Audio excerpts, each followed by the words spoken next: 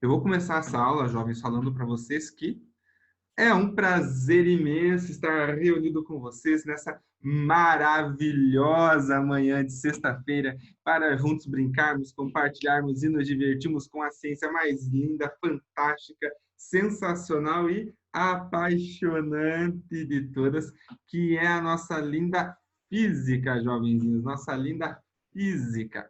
E olha só, como a gente não se viu semana passada, eu deixei indicado para vocês alguns vídeos, dois vídeos, né, sobre magnetismo, que era aquela parte mais inicial de ímãs, de polos iguais e polos diferentes, quando se atraem, quando se repelem, falava o que acontecia quando você partia um ímã ao meio e aquelas coisas todas.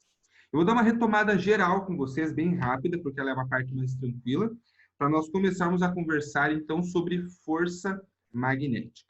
Beleza? Então, se vocês ficaram já com alguma dúvida daquele conceito inicial, que é do capítulo 15, já pode aproveitar daí nesse momento para vocês tirarem as dúvidas de vocês, tá bom?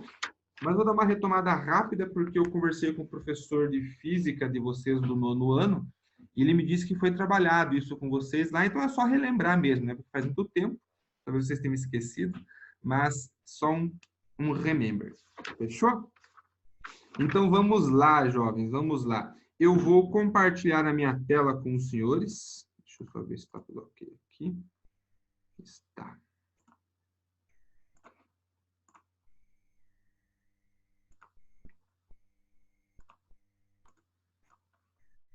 Vou fixar aqui. Aí. Esse fica aqui. E esse aqui.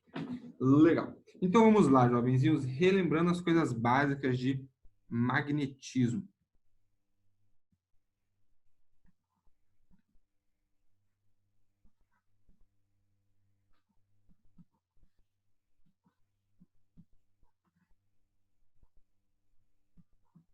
Jovens, vamos lá. Eu quero conversar com vocês primeiro o seguinte: por que alguns materiais têm propriedades magnéticas e outros não?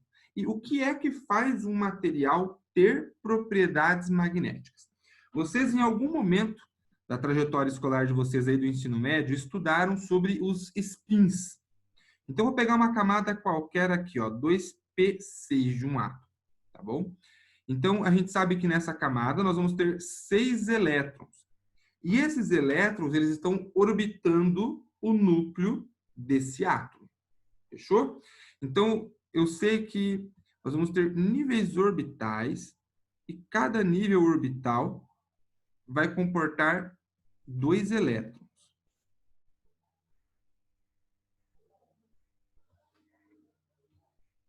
Beleza? E nós vamos representar esses elétrons por spins. O que são os spins? A gente vai representar ele por 1. A letra não, o número 1, tá bom?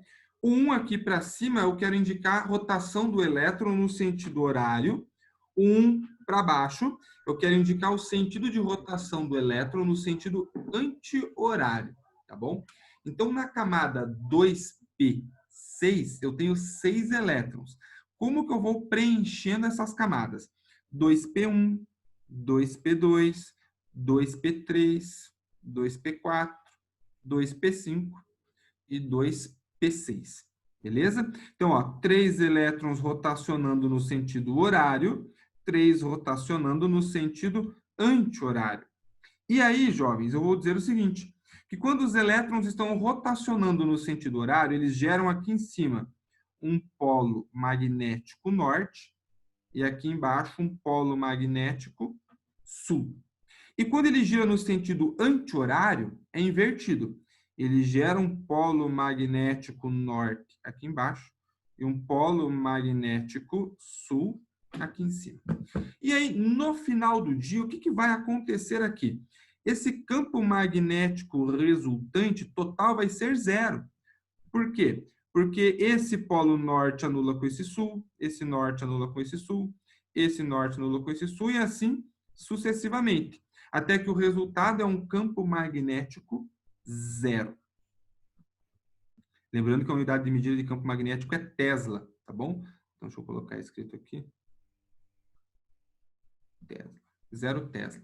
Beleza? E o que acontece com os materiais que têm propriedades magnéticas? Por exemplo, a magnetita. Vou pegar a mesma camada, o mesmo nível, tudo igual aqui, ó, da magnetita.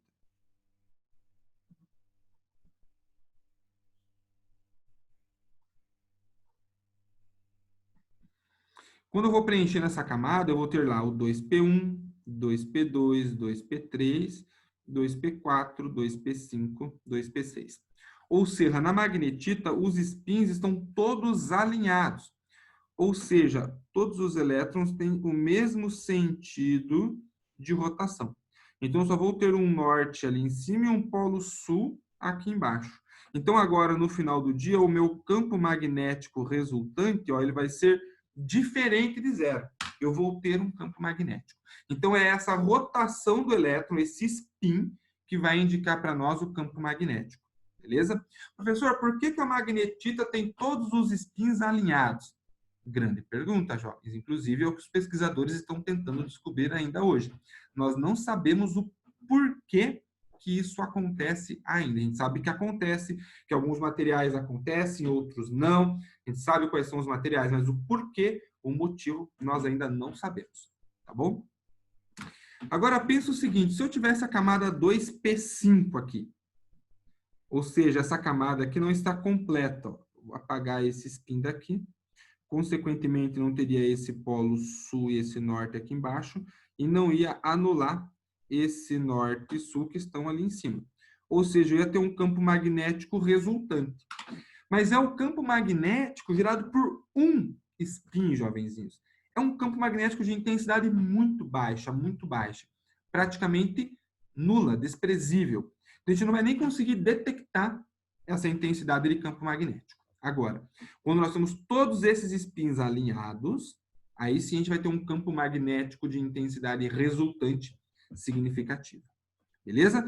Por que eu comentei isso com vocês? Porque não tem no livro de vocês essa abordagem. Eu acho que é importante vocês saberem o porquê que alguns materiais têm e outros não, essas propriedades magnéticas. Beleza? Pensando agora, jovens, num ímã.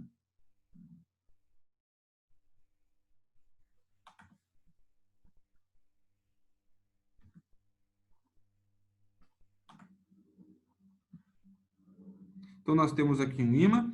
Nós já sabemos que esse ímã vai ter dois polos. Nós vamos chamar de polo norte e polo sul. Jovens, o que vai acontecer se eu vier aqui e serrar esse ímã ao meio? Eu vou ficar com duas partes desse ímã, certo? Então, vou ter uma parte de cima aqui, outra parte de cima aqui. E de um lado, numa peça, eu só vou ter o polo norte e no outro eu só vou ter o polo sul, certo? Certo? Certo? Aguardo uma resposta. Deixa eu ver aqui no chat. Não, ótimo. Certo. Errado. Errado. Muito bem, chiquitos, muito bem. Eu vou ter sempre se formando polo norte e polo sul nas duas partes. Jovens, isso aqui tem um nome. Nós falamos que é ausência de monopolo magnético. Ou seja, não dá para existir só o norte ou só o sul. Sempre os dois vão existir juntos, tá bom? A ausência de monopolo magnético é isso. Quando eu penso em eletricidade, eu tenho monopolos elétricos. Eu posso ter só carga positiva ou só carga negativa. Magneticamente falando, não dá para ter monopolo, tá bom? Nós temos um pesquisador aqui na Universidade Federal do Paraná que trabalha em produzir monopolo magnético. O principal objetivo da pesquisa dele é esse, fazer só o Polo Norte ou só o Polo Sul. Ele ainda não conseguiu, está trabalhando nisso, tá bom? Mas até hoje ninguém conseguiu fazer um monopolo magnético. Sempre existem os dois juntos, Norte e Sul, tá bom? Outra coisa muito importante, as linhas de campo magnético, jovens. As linhas de campo, elas saem do Polo Norte e vão para o Polo Sul. Saem do Polo Norte e vão para o Polo Sul. Isso, olha só, por fora do ímã, onde acontece aí 95% das nossas análises. Mas pode ser que um exercício ou outro peça para você avaliar o que acontece dentro do ímã. E aí, jovens, dentro do ímã, toma cuidado, é invertido. Esse campo magnético, ele vai do polo sul para o polo norte. Esse vai ser o sentido dele por dentro do ímã. Então, tomem cuidado. Na maioria das vezes, linhas de campo saem do norte e vão para o sul. Boa. Se ele especifica que é dentro do ímã, aí é trocado, vai do sul para o norte. Tranquilo, jovens? Até aqui. Questionem, perguntem, argumentem. Por que que é assim, por que que não é, de onde veio, para onde vai.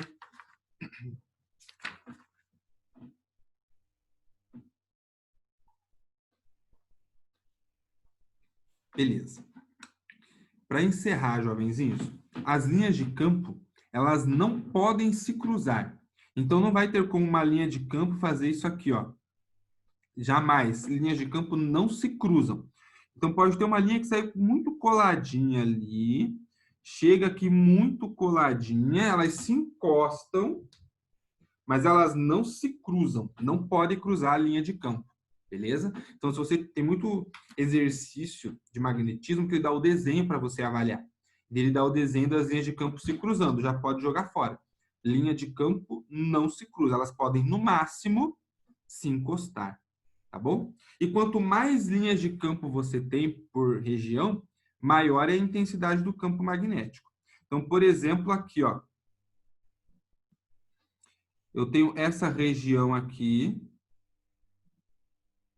Não é essa região que eu quero. Eu tenho essa região aqui e tenho essa região aqui. Qual das duas vai ter uma intensidade de campo magnético maior? Só olhando no desenho. Essa que eu vou chamar de 1, porque ali tem mais linhas de campo dentro do desenho do que aquela ali. Quanto mais linhas de campo você tem, maior é a intensidade do campo magnético. Então, no ponto 1, o campo magnético é mais intenso que o campo 2. E vejam, vai mudar ponto a ponto. Esse é um dos problemas de análise, é bastante trabalhoso, porque a cada ponto o campo magnético vai ser um pouquinho diferente. Fechou? Vou dar 2 segundinhos para vocês mandarem perguntas, senão nós vamos começar a conversar sobre força magnética, que é muito lindo. Então, vou pegar uma nova lousa, jovenzinhos. Se quiserem dar um print na tela, agora é a hora.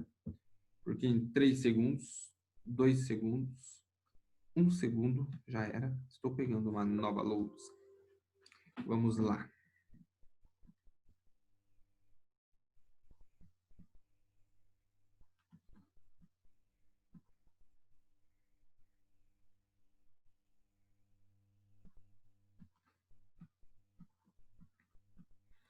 Força magnética.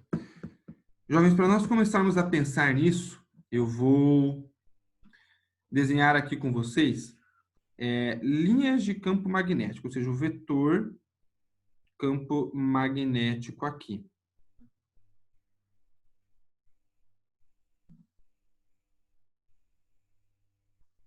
Aí.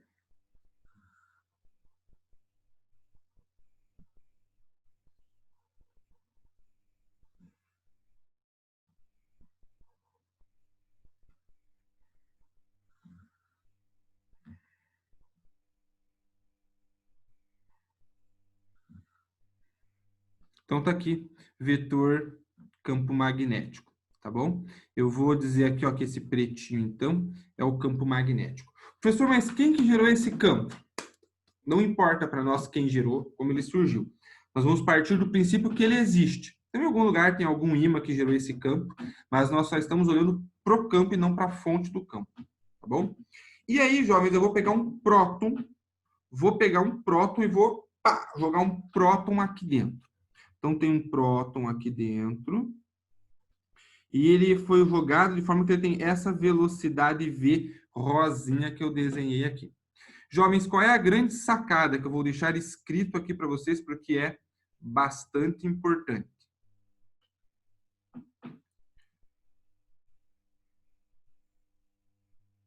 Toda carga com velocidade num campo magnético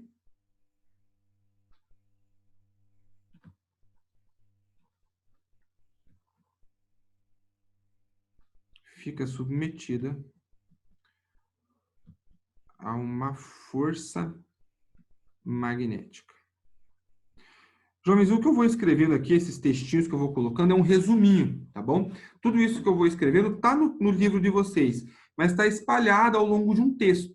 Então, eu coloco esses tópicos como resumo, só para facilitar o estudo de vocês aí, tá bom? Então, ó, é um próton, que é uma carga, que tem velocidade num campo magnético. Então, ele vai ter força magnética. Como que eu calculo a intensidade dessa força, jovens? Ela vai ser o seguinte: a força magnética, ela vai ser, ó que fácil, a intensidade da carga, o valor da carga, no caso, um próton, é 1,6 vezes 10 a menos 19 coulomb, igual a carga do elétron. Só que um é negativo, outro é positivo, mas aqui a gente pensa no módulo. Vezes o valor do módulo da velocidade, vezes a intensidade do campo magnético, e obviamente tem mais um termo aqui, que é o seno do ângulo θ. Então, quem vai ser esse ângulo θ que veio para alegrar a nossa vida, jovens? Esse ângulo θ, ó, é o ângulo que a velocidade faz com o campo magnético. Se for um ângulo notável, jovens, 30, 45 e 60, você já sabe de cabeça, né? O seno e o cosseno e a tangente desses números. E se não sabe ainda, fica um sinal vermelho para você aí, já precisava saber. Então, faz a tabelinha lá do 1, 2, 3, 3, 2, 1, tudo sobre 2. A raiz vai no 2 e também no 3. A tangente é diferente, vejam só vocês. Raiz de 3 sobre 3, 1 raiz de 3. Lembra a musiquinha? Então, essa tabelinha, para 30, 45 e 60, tem que estar aí na cabeça de vocês, beleza? Então, esses ângulos, o exercício não fornece para você o valor do seno.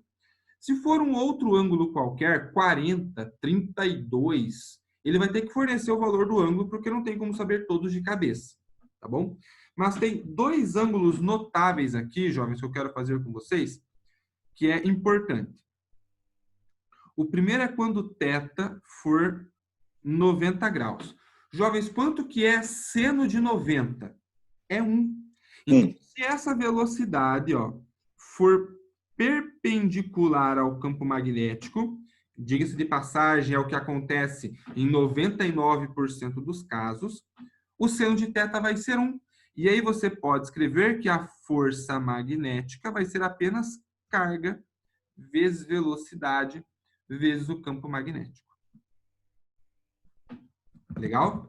Agora, jovens, se essa velocidade ela for paralela ao campo magnético.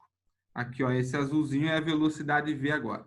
Se ela for paralela, o ângulo 180 graus, é seno de 180. Exatamente. Vai ser 0 grau. Se ela for paralela no sentido oposto, vai ser 180 graus.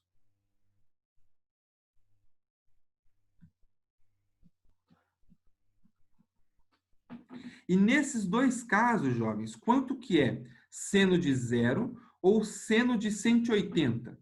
É 0. Então, nesse caso, independente de quanto seja a velocidade, de quanto seja o campo magnético, a intensidade da força magnética vai ser 0. E eu chamo a atenção de vocês aqui para essa equação, para essa condição, porque tem exercício sacana que vem para roubar, matar e destruir. Ele conta uma historinha, te deixa todo comovido com a trajetória do elétron, e no final ele acaba não te deixando muito claro, mas ele dá alguma dica de que a velocidade ela é paralela ao campo magnético.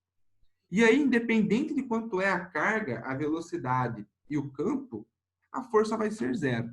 Então, fiquem atentos a esse detalhezinho aí, tá bom? Porque seno de 0 e seno de 180 dá o mesmo resultado, que é 0, tá bom? Então, aqui tem uma ressalva, né? Eu coloquei que toda carga com velocidade tem força magnética, depende. Se essa velocidade for paralela, não vai ter campo magnético, tá bom? Então, vou deixar ela destacada aqui, ó, para vocês lembrarem que tem uma condição aqui, tá bom? Ela não pode ser paralela ao campo magnético, senão realmente vai ser zero. Beleza, jovens? Até aqui. Abram o coraçãozinho de vocês e mandem perguntinhas e questionamentos. Vai lá. Deixa eu ver se tem alguma coisa no chat. Nada. Beleza. E aí, jovens, como é que eu faço para representar esses vetores? Força magnética, campo magnético e velocidade. Esses três vetores, como que eu represento? Eles sempre vão ser perpendiculares entre si. Então, no caso da velocidade, eu vou pensar na componente perpendicular para fazer essa relação. Então,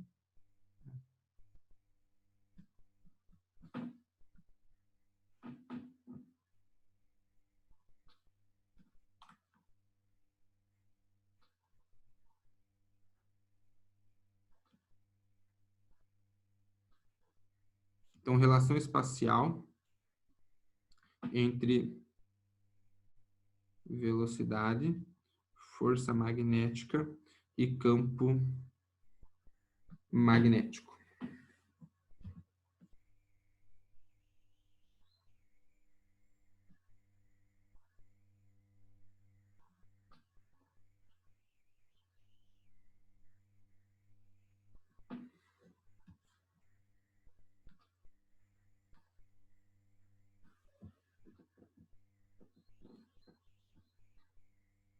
Então, ó, esse é o vetor força magnética, esse é o vetor campo magnético e esse é o vetor velocidade. Jovens, eles sempre precisam manter essa relação.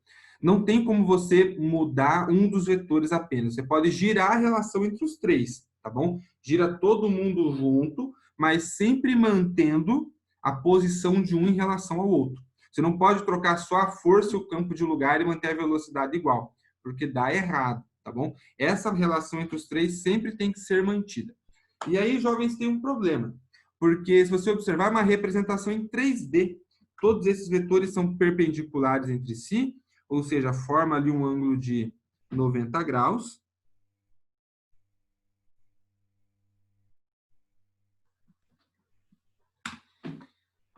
Mas tem um que está saindo desse plano, né? Eu estou representando em 3D ali, mas tem um que está saindo do plano. Agora, pensem eu, professor Everton, com todas as habilidades artísticas que eu tenho, fazer o desenho em 3 dimensões, jovens. Vai dar ruim, vai dar ruim. Então, foi adotada uma notação para que todos, quando fossem representar no plano, algum vetor que seria perpendicular ao plano, ou seja, em 3D, para facilitar esse desenho. Então, vou fazer essa representação para vocês na próxima lousa. Se alguém quiser dar um print na tela, vou dar 2 segundinhos para isso aí.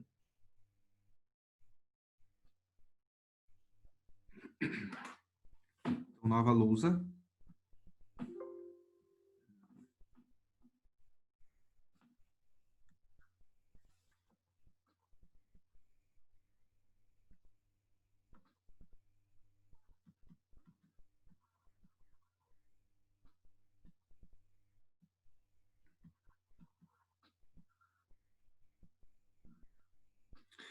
Então, para facilitar a nossa vida, jovens, eu quero representar, por exemplo, um vetor saindo do plano.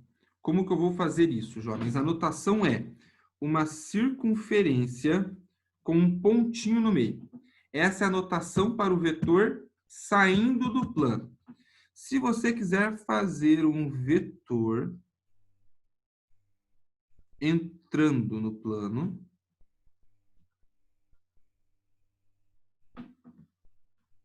você vai fazer uma circunferência com um xizinho no meio.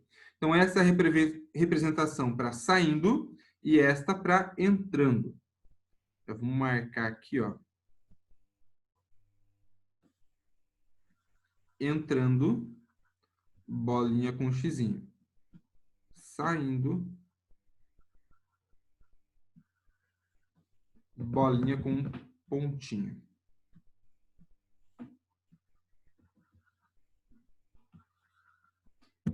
Suave? Você deve estar pensando, ah, meu Deus, professor, meu Deus, eu vou confundir. Como é que eu vou lembrar que o bolinha com pontinho é saindo, bolinha com xizinho é entrando?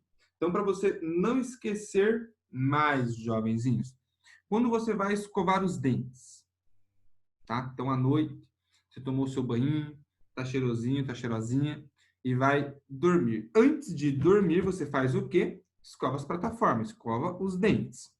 E aí você tá lá, bela, formosa, escovando os dentes, você vai cuspir na pia para poder enxaguar a boca. Quando você vai cuspir, obviamente, você olha para baixo, não olha para cima, você olha para a pia. O que você vê na pia? Você vê o ralinho da pia. E o ralinho da pia é isso aqui, ó. Tem uma cruzinha no meio para não cair a tampinha da pasta de dente.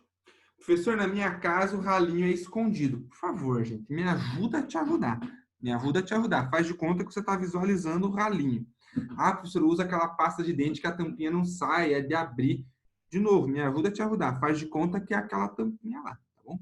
Para não cair a tampinha lá dentro, eles têm uma gradinha aqui, ó, uma telinha no ralinho, beleza? E aí, quando você vai pensar como que funciona um ralo, as coisas entram pelo ralo. Você cospe, o seu cuspe junto com a água vai tudo pelo ralo. Então, as coisas entram no ralo.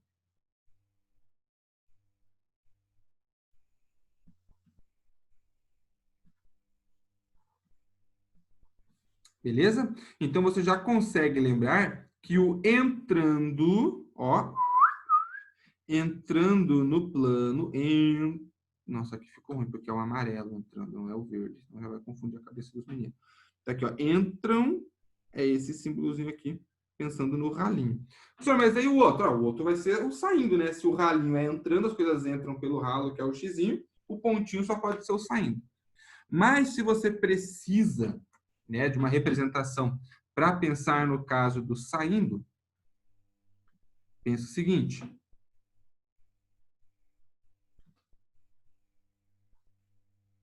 a torneira. Vamos supor que você, depois que cuspiu ali, foi abrir a torneira. Vamos ver se consigo fazer aqui para vocês. Você tá aqui, cuspiu e ficou olhando para baixo. E aí você foi abrir a torneira e virou a cabeça para cima, jovenzinhos. E aí você abriu a torneira olhando para cima. O que você vai ver? Você vai ver o buraquinho da torneira e um fio de água saindo na sua direção. Então, é exatamente isso aqui que você vai ver. Ou seja, você vai ver água saindo da torneira. Olha lá, viu? Acharam que eu não ia conseguir fazer a representação para a torneira? Para saindo, tá aqui, ó. Torneira saindo. Jovens, eu sei que é bem ruim esse exemplo, que é bem tosco, mas ajuda a lembrar, tá bom? O mais fácil é lembrar do ralinho. As coisas entram pelo ralo, que é a cruzinha. Então, é entrando a cruzinha, o outro vai ser saindo, tá bom? Então, se nós formos aplicar essa situação que eu expliquei para vocês no desenho anterior dos vetores, ó, como que ficaria?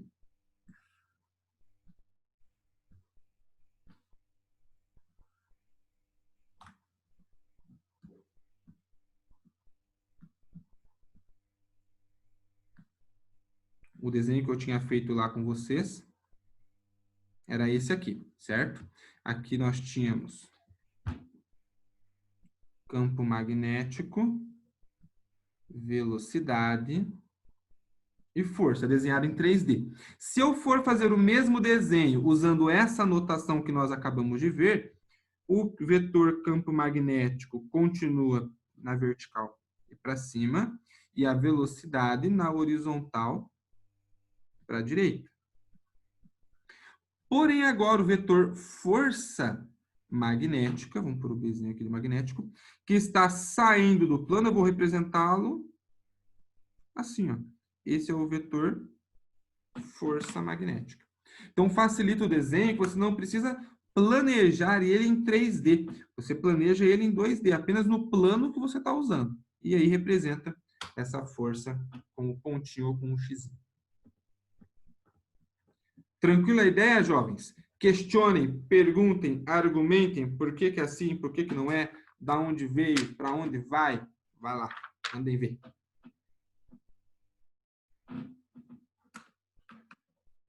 Deixa eu ver no chat aqui como é que tá o rolê. O chat deve estar entregue às traças, quer ver? Ninguém mandou nada, nada. Então tá tranquilo? Tá suave? Jovens, essa anotação vetorial nós vamos usar bastante, tá? Do pontinho e do xizinho de agora em diante. Porque toda a nossa análise ela vai ser em 3D. Então sempre vai ter um vetor perpendicular a outro que está entrando no plano, saindo do plano e assim por diante. Para facilitar a nossa análise, tem uma regra que a gente faz usando a mão, chamada regra da mão esquerda.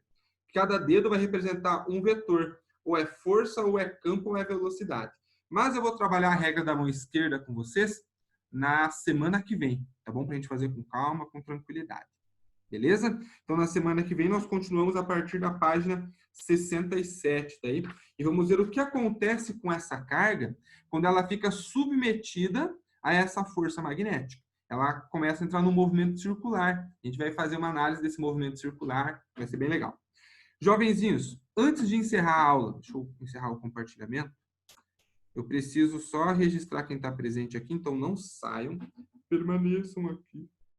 Eu vou fazer uma fotocópia dos senhores. Aí. Jovem, seguinte, vocês viram que o link da prova de física já está disponível? Eu disponibilizei ele na terça-feira à noite. Mas como eu sei que a maioria não ia ver na terça-feira à noite, eu considerei como se eu tivesse colocado na quarta-feira pela manhã. Então, o prazo para envio encerra-se amanhã pela manhã, tá bom? Mas não deixe para a última hora. Quem não fez ainda, já dá uma acelerada aí hoje à tarde, já faz essa prova. Ela está bem tranquilinha aí para vocês fazerem. Beleza? Mas não deem bobeira, porque de amanhã de manhã o link já encerra, tá bom? Ou já está programado para fechar o sistema. Beleza? Jovenzinhos, eu agradeço a atenção de vocês. Desejo um excelente final de semana, um ótimo restinho de sexta. Aproveitem o feriado e se cuidem, jovenzinhos.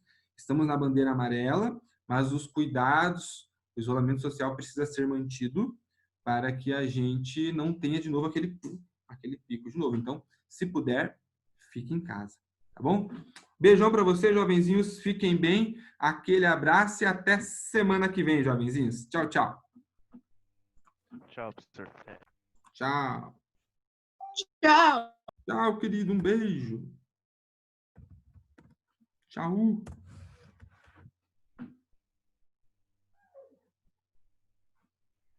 Tchau, professor. Bom final de semana. Falou, meu rei. Você também. Quem está aqui ainda? Isabela Zembic, Marcelita, João Preis, Fravitia e Douglas Pontes. Tchau, jovenzinhos. Tchau. Você também, Flavinha. Se cuide. Vou derrubar todo mundo.